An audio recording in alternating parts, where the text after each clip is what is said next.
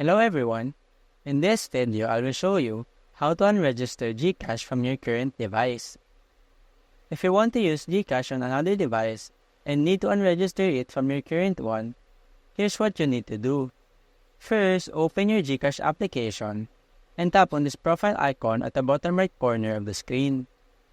From there, go to Settings.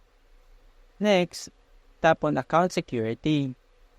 You will see your current device listed here, so go ahead and select it. After that, you will see an option to unregister. Simply tap Yes Unregister to confirm and verify your action.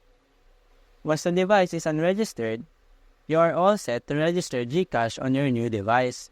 Simply log into your GCash account on your new device and you are good to go. So that's it. I hope you find this video helpful. And if you do, please like and subscribe to our channel. Thanks for watching.